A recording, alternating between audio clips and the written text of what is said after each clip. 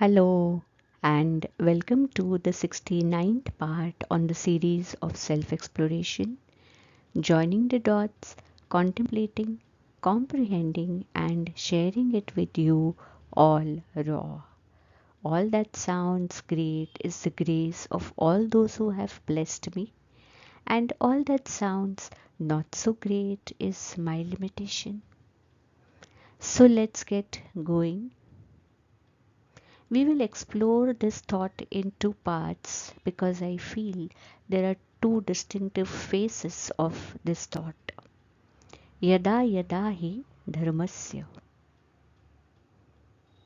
One of the key quotes of Srimad Bhagavad Gita, chapter 4, verse 7 and 8. Yada yada hi dharmasya glanir bharata abhyuthanam adharmasya tadatmanam srujamyaham. परित्राणाय साधूनां विनाशाय च दुष्कृतां धर्म संस्थापनार्थाय संभवामि युगे युगे. Shri Krishna reassures Arjun that whenever this earth and mankind will experience faintness in the execution of dharma, I will appear. I will appear to uplift the deserving and to uproot, to destroy the evil deeds.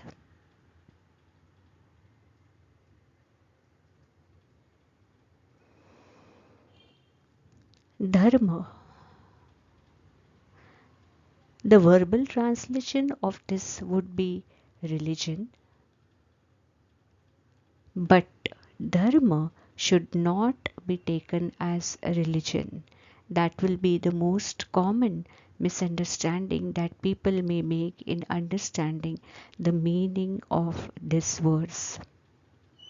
Dharma is duty or inherent quality of any particular substance.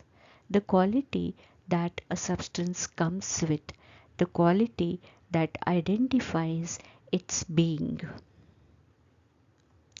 Like to heat is the dharma of fire. To cool is the dharma of water. To prick is the dharma of thorn, and to soothe is that of soft grass. And each thing is complete only with its inherent quality. A thorn is a thorn because it pricks, because it can prick. If it does not prick, we will not call it thorn. If a knife becomes blunt, we discard it, isn't it? In fact, when it has given up cutting, it has lost its identity, it has lost its purpose, its utility, and hence the importance and very purpose of its existence. It will completely lose its importance. If a knife becomes blunt, we will either get it sharpened again or we will dump it in some corner or some drawer, saying that it is no more useful. So, only as long as you follow your dharma, you have a place in this world. Anything in nature never gives up its dharma.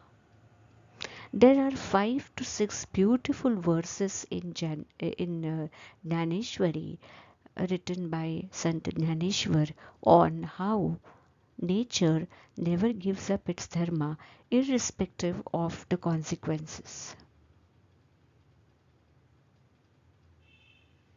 न कळता पद अग्नीवरी पडे न दाह करी कधी ऐसे न घडे. The dharma of fire is to burn.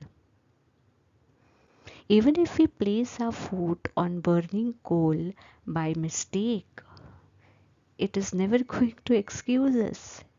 It will burn our foot. And we never blame the coal for the same, but we admit our mistake not to have seen it while walking. because we all know and we all admit that it is the dharma of fire. If we put our food on burning coal or on fire, it can never happen that it will not burn.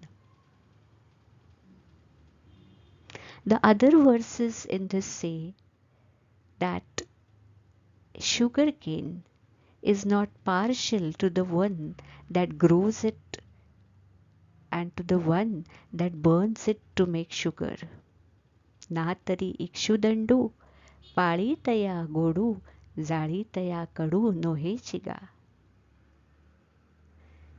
The tree gives shadow to the one who plants it and also to the one who cuts it. So nature never gives up its dharma.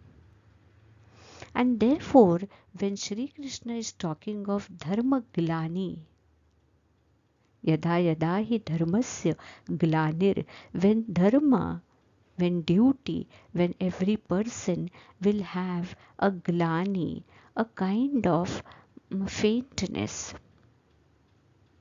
a kind of mm, passivity. What exactly is he pointing towards? When he talks of dharma glani, it is not the religion Hindu Muslim, what he is calling as dharma. It is when someone abstains from, refrains from his duty, his identity, his inherent characteristic. Man is also an inherent part of nature. Hence, ideally, man should also not give up his dharma, his characteristic. And what is the dharma of a human? What is the dharma of a human? Being human, obviously, isn't it? The dharma, the characteristic of human being is to be a human. Then what is being human? What is being human? Why we have a different word human than the word man? How does it differ from man as an animal to human as a being?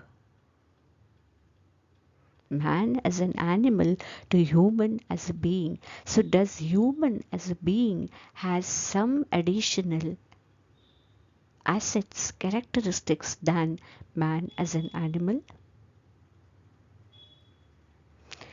Physics today approves that any form is nothing but energy condensed. We all are condensed waves, condensed to extreme limits that we have solidified or we look like solidified masses, but we are nothing but condensed waves. So we as humans are also clusters of energy. Just like the butter in buttermilk is dispersed and on churning and on condensing and on cooling, it forms the globules of butter, or the fat on the milk as globules when it is cold, and when we heat it disperses. Similarly, we are energy waves condensed. On a deeper thought, each vibration of the energy wave that makes us. So there are several vibrations of energy that will make us. Each of this vibration will belong to a field, and we are a manifestation of that field. That field, the characteristic of that field comprises together what we become as man or as human. When we appear as forms, we start giving forms to that energy vibration that makes us.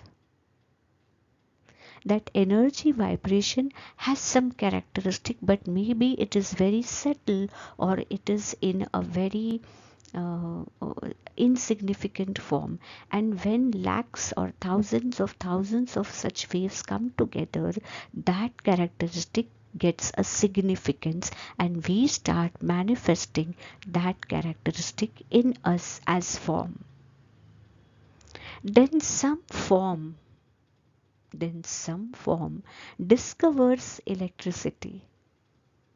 Some such condensed form as human discovers electricity. We exhibit different characteristics, the characteristics of the waves of which we have become. Some other form will write poems, some other form will teach, and some other form will do something else. Each one of us will do something different. Then dharma, what is being human, to follow our characteristic. So dharma will be being true to that vibration that has made me. The purpose for which the particular wiring has been done by nature and sent on this earth in my form. Nature has brought in some energies, some waves, either by coincidence or by chance or by design, to form this particular wiring which is me. So, when I am true to that vibration, I am following my dharma and nothing else. And that vibration is always told to us, we are driven to us by our inner voice. When our inner voice is directing us towards some cause, jumping into it by breaking all shackles is justifying the energy we are. Jumping into that cause towards which we are getting driven by our inner voice. Why am I here for? One of my very senior family members, who is a deep learner of astrology and all such parallel sciences, always keeps asking every person that he comes across, ask yourself, why are you here for? And he says he gets very different and interesting answers.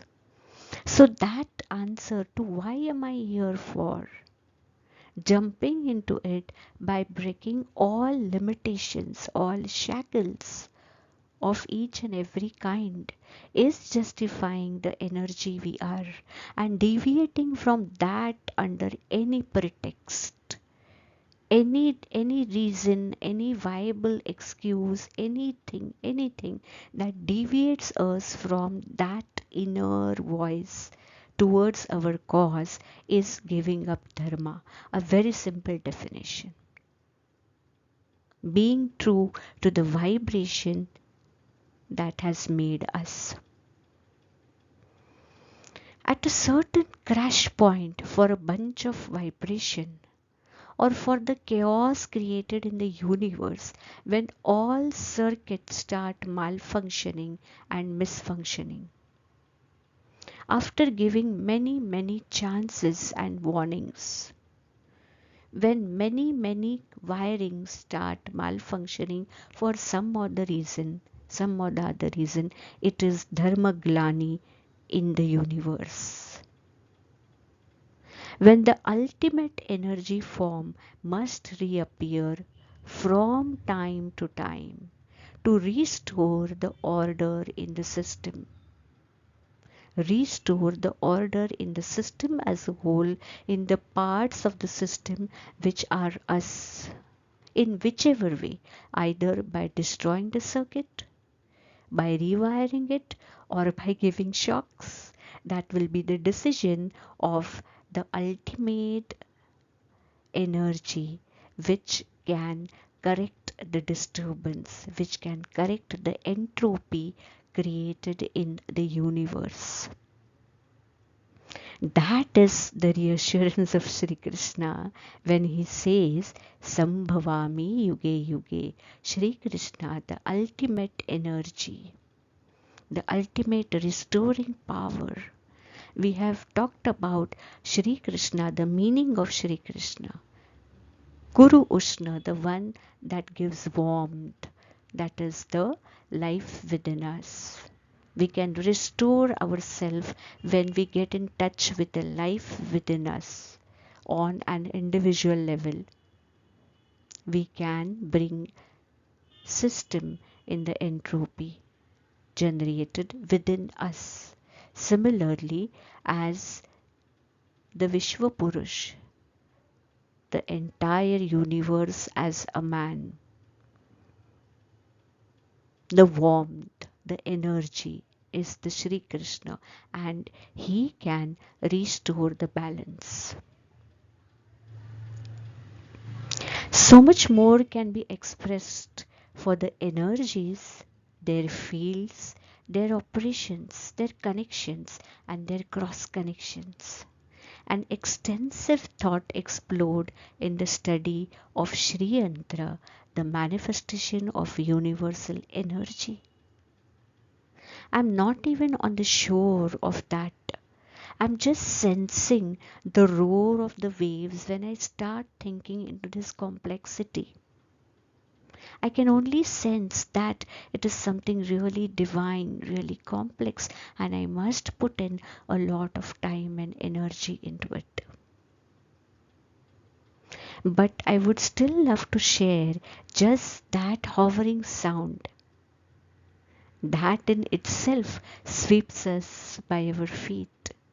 These thought explorations is nothing else but sharing that hovering sound which I hear and I get spellbound.